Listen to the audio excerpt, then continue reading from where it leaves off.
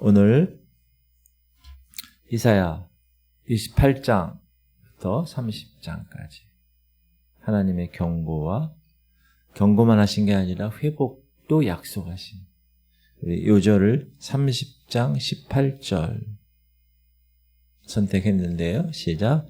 그러나 여호와께서 기다리시나니 이는 너희에게 은혜를 베푸려 하심이요 일어나시리니 이는 너희를 긍휼히 여기려 하심이라. 대저 여호와는 정의의 하나님이심이라. 그를 기다리는 자마다 복이 있도다. 아멘. 은혜를 베푸시고 긍휼히 여기시는 하나님이다. 그를 기다려라. 오늘 이 새벽은 어둠과 빛이 교차하는 시간입니다. 밤의 어둠이 이제 물러가고 새로운 하루의 빛이 비춰오는 순간입니다. 이 순간 우리는 하나님 말씀 앞에 서게 됩니다. 오늘 28장에서 30장 이 본문의 말씀이 이런 새벽과 같은 메시지를 담고 있습니다. 심판의 어둠, 타락한 종교 지도자, 애굽을 의지하는 정치 지도자, 그런 나라 공동체의 심판의 어둠 속에서도 하나님이 구원의 빛이 약속되는 놀라운 계획을 약속하시고 보여주셨습니다. 이사야 선지자는 지금 북이스라엘과 남유다의 교만, 타락을 향해서 엄중한 경고를 선포하십니다. 그리고 동시에 하나님의 무한한 사랑, 회복을 약속하십니다.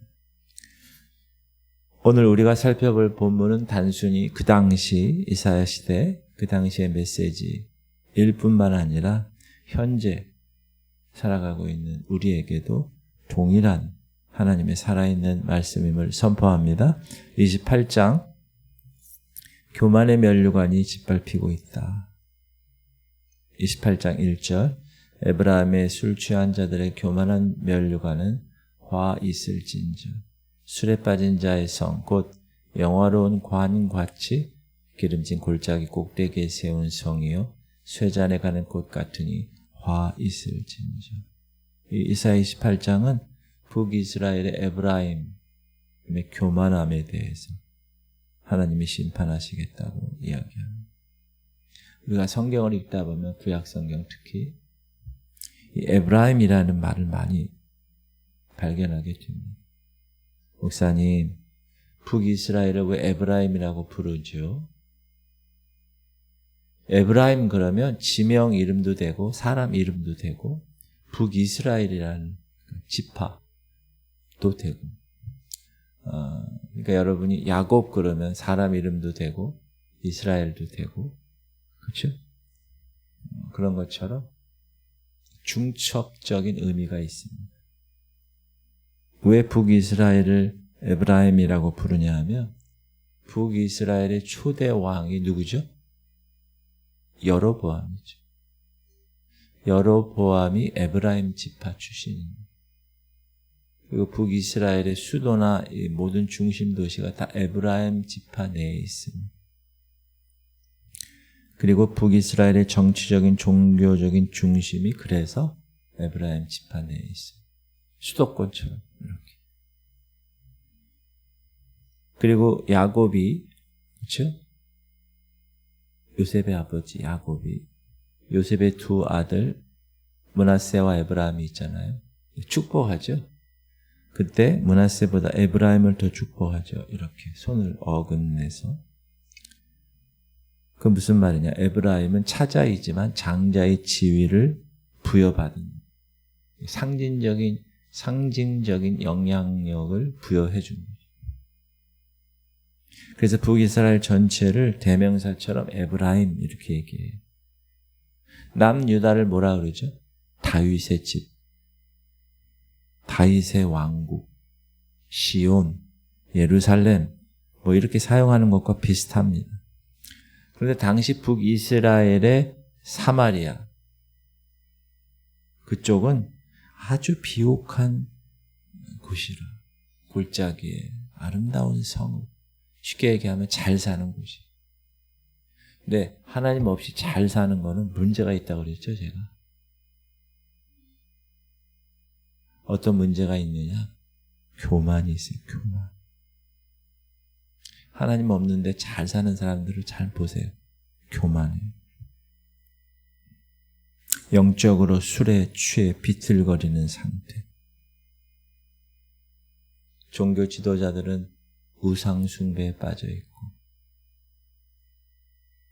하나님을 섬기고 하나님께 부름받은 종교 지도자들이 딴짓을 합니다. 그리고 정치 지도자들도 애굽을 의지하는 거예요. 하나님을 의지해야 되는 거예요. 지금 아수르라는 나라를 통해서 하나님이 지금 이 북이스라엘을 다루고 계시는데 이렇게 교만의 모습이었다. 어디가? 북이스라엘 전체가. 여러분, 교만은 하나님보다 자기를 더 높이는, 자신의 능력과 자신의 지혜를 더 의지하는 그런 모습입니다. 하나님은 교만한 자를 대적하신다. 여러분, 이 땅을 창조하시고 이 땅을 섭리하시는 하나님이 대적하신다는 거예요. 이처럼 무서운 말씀입니다. 어떤 사람에게? 교만한 사람. 근데 하나님은 겸손한 사람을 쓰신다. 제가 지금까지 경험해 봐도 그런 것 같아요. 하나님 말씀을 조롱하고 무시하는 것, 그게 교만입니다.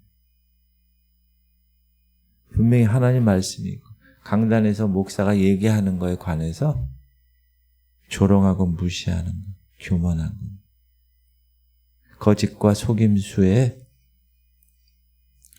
거기서 피난처를 찾는 거예요. 하나님께 피난처를 찾아야 되는 거예요. 지금 어디가 그렇다고요? 이스라엘, 북이스라엘. 하지만 하나님은 그런 북이스라엘을 심판하시겠다고 말씀하시면서도 동시에 시온의 귀한 모퉁이돌을 놓으시겠다.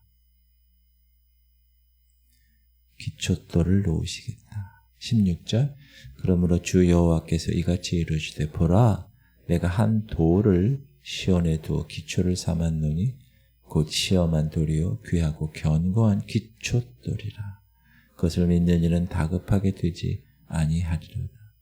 기초돌, 모퉁이돌, 예수 그리스도를 가리키죠. 그분은 우리의 진정한 믿음의 기초가 됩니다. 그분이 믿음의 창시자예요. author. 저자, 믿음의 저자, 믿음의 창시자. 하나님은 교만한 면류관은 짓밟으십니다. 그러나 겸손하게 겸비하게 하나님께 나아가는 사람이 영원히 서게 합니다. 사랑하는 성도님들, 저와 여러분의 삶에서도 이 교만의 면류관을 벗어 던지십시오. 그리스도라는 견고한 기초 위에 우리의 믿음을 세우는 겸비한 그런 성도가 되시기 바랍니다. 너무나 중요한 거예요. 왜? 하나님이 하나님이 이렇게 리지스트 하신대요. 교만한 자. 아무리 날뛰어도 하나님 앞에서 대적하면 어떻게 되는 거예요?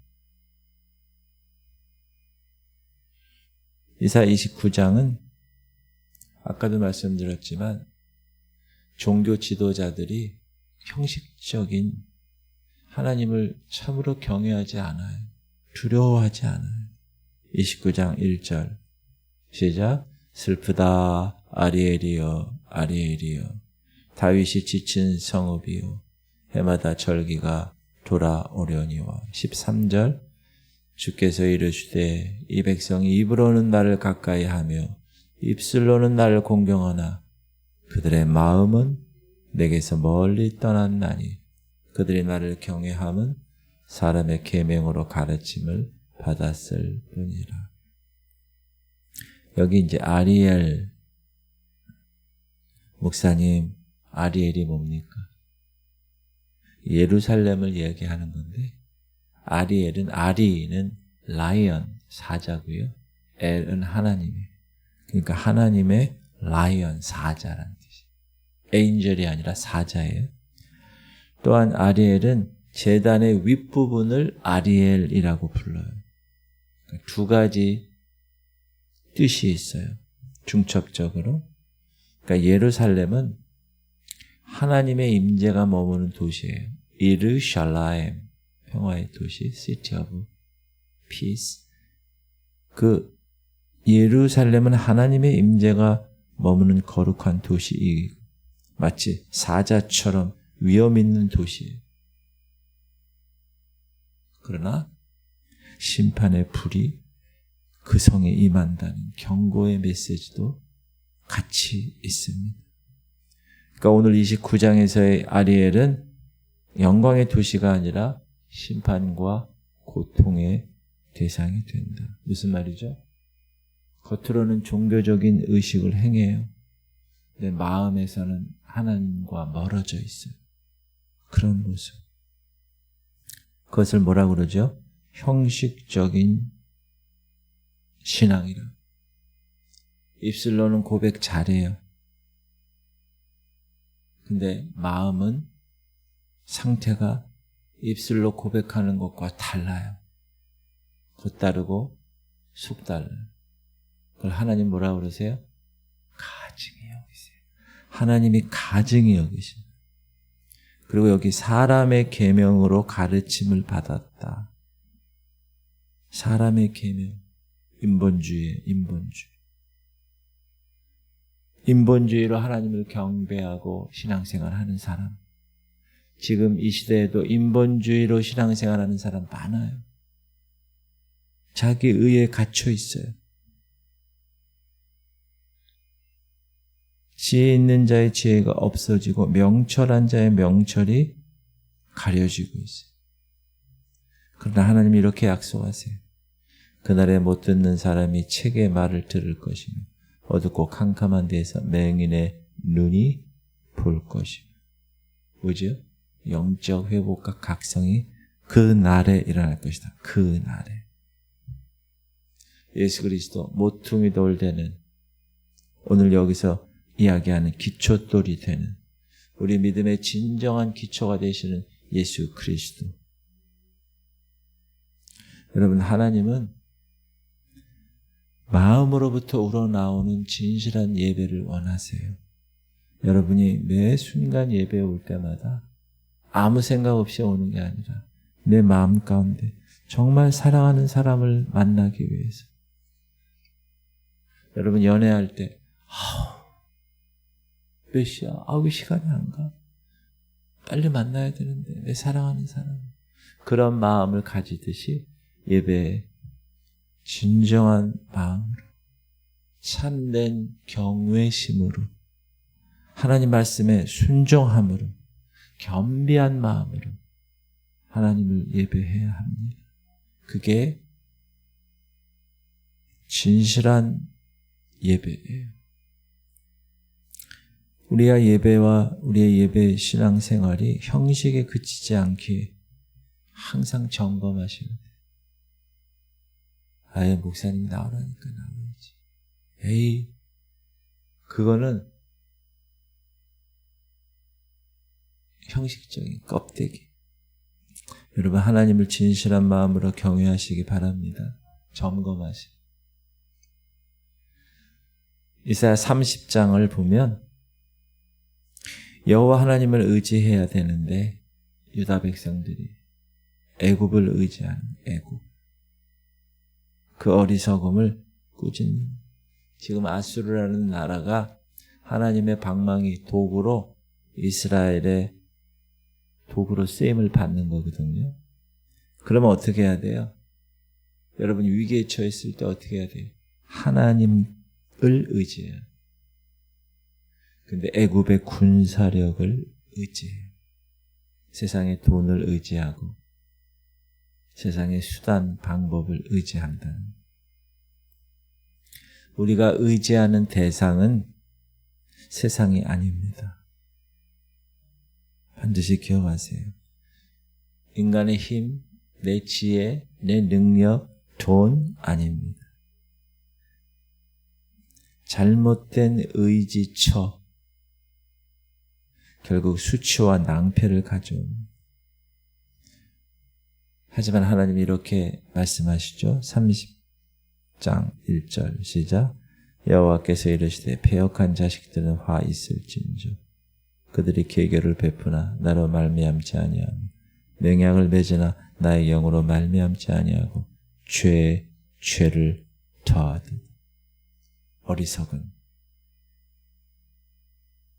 애굽의 군사력을 믿고 있는 사람들. 그러나 15절 시작. 주 여호와 이스라엘의 거룩한 이신 이가 이같이 말씀하시되 너희가 돌이켜 조용히 있어야 구원을 얻을 것이요 잠잠하고 신뢰하여야 힘을 얻을 것이거늘 너희가 원하지. 하나님이 방법을 다 알려줬어. 돌이켜라. 잠잠해라. 힘 빼라. 이거 힘 빼라. 네 힘. 너 잘난 체 하는 거 빼라. 힘. 똑똑하다고 생각하는 거 다 빼라. 그리고 하나님은 기다리세요. 환난 중에도 함께 하세요. 올바른 길로 인도하세요. 그래서 여러분 어려운 상황 가운데 있잖아요. 하나님이 다루시는 거거든요. 그거를 영적으로 잘 깨닫고 아 내가 왜 이런 일을 지금 경험하고 있지 생각할 때 그때 어떻게 해야 돼요? 세상 방법을 찾으면 안 돼요. 애굽의 군대를 찾으면 안 된다. 하나님께 겸비하게 나와서 하나님만을 의지하고 뭐 해야 돼요? 기다려요.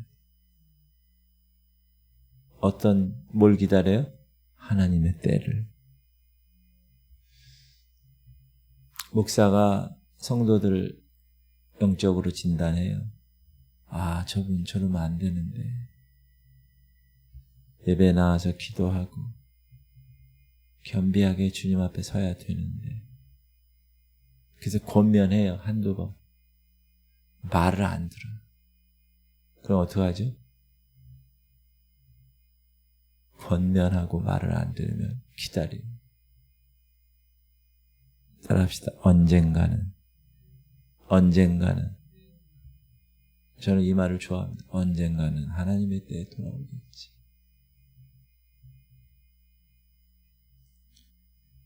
하나님의 궁극적인 계획이 있습니다. 오늘 28, 29, 30장 이 세 장을 통해서 일관되게 드러나는 하나님의 성품과 하나님의 계획. 뭐죠? 첫 번째, 심판하시는 하나님. 교만, 심판하세요. 불순종, 심판하세요. 왜? 그분 공의로운 분이에요. 그러나 두 번째, 회복하신다. 돌이키면, 회개하면 하나님이 은혜를 주시고 하나님이 회복해 주신다고 약속하셨어요. 그리고 세 번째, 그분은 신실하시고 약속한 거는 반드시 지키고. 우리 사람은요, 분위기 봐서 약속했다가 이거 아닌 것 같아. 그러면 안 지켜요. 뒤통수쳐. 하나님은 그렇지 않으십니다. 하나님은 하신 약속은 반드시 지킵니다. 왜? 하나님의 이름에 걸맞게 하나님은 반드시 이루시기 때문에 그렇습니다. 그래서 하나님의 성품은 양면성이 있죠. 죄에 대해서는 어떻게 해요? 엄중하게 심판하시지만 돌이키는 자에게, 회개하는 자에게는 무한한 사랑과 무한한 은혜를 베푸십니다. 새벽에 이 약속을 붙잡으시기를 바랍니다.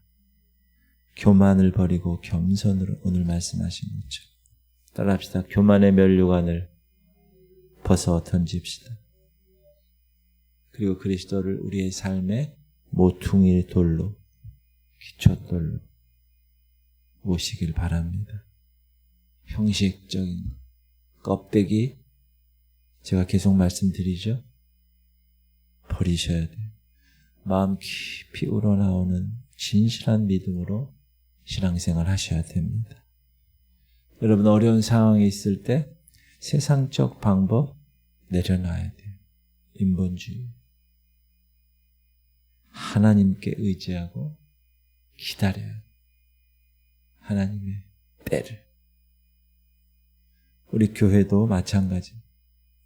형식적인 교회가 되면 안 되고 진실한 예배 공동체가 될 수 있도록 기도해 주시기 바랍니다. 이 교회가 이 지역에 하나님 세우신 이유가 있니까 빛의 역할, 소금의 역할 하라고 잘 감당할 수 있게. 그리고 교회의 모습과 여러분의 모습을 통해서 빛을 비추라고, 전도하라고, 선교하라고, 하나님의 회복의 약속을 전하라고, 그 사명 감당하라고. 오늘 이사야 28, 29, 30장은 심판의 메시지로 가득하지만 그 안에는 희망의 빛이 있습니다. 하나님은 우리를 포기하지 않으시고 끝까지 기다려 주십니다. 돌이키면 반드시 회복해 주십니다. 그러므로 여러분이 내 생활이 왜 이러지? 우리 가족이 왜 이래? 왜 이런 일이 일어났지? 그렇게 하나님이 탁 인사이트를 주실 때 그때 탁 붙잡아야 돼요. 그 약속을. 이 새벽 하나님의 약속을 붙잡는 여러분 되시기 바랍니다. 어둠의 시간이 지나면 이제 새벽이 되면 빛의 시간이 오잖아요. 우리의 삶에도 하나님의 회복과 은혜의 새벽이 밝아올 것입니다. 기도합시다. 주님,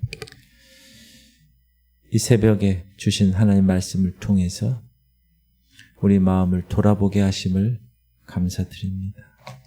하나님, 우리 안에 있는 교만, 껍데기 신앙, 형식적인 신앙 회개합니다. 오직 주님만을 의지하게 하시옵소서.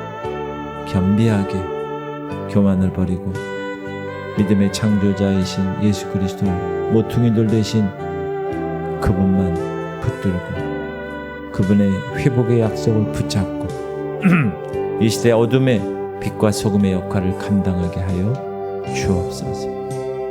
우리 기도 제목 3가지. 하나님, 우리 안에 교만을 버리게 하시고 겸비한 겸손한 마음으로 하나님께 나아가게 하시고, 하나님 형식적인 신앙, 껍데기 신앙 벗어나게 하시고 진실한 교회 공동체, 진실한 가정 공동체 되기 원합니다. 하나님, 세상적인 방법이 아니라 하나님의 방법, 그 하나님의 뜻을 따라 살아가게 하시고 가정과 기업과 일터와 직장과 자녀들을 하나님 앞 뜻 따라 살아가게 하시고 연약한 자들, 할인이를 위해서, 민우를 위해서, 민우 병원에서 검사를 했는데 위로 전이된 암세포는 줄어든 상태로 그대로 있대요. 할렐루야. 하나님께서 역사하시고 계속 이루실 줄 믿습니다. 계속 기도해 주셔야 돼요, 여러분. 그리고 김승현 성도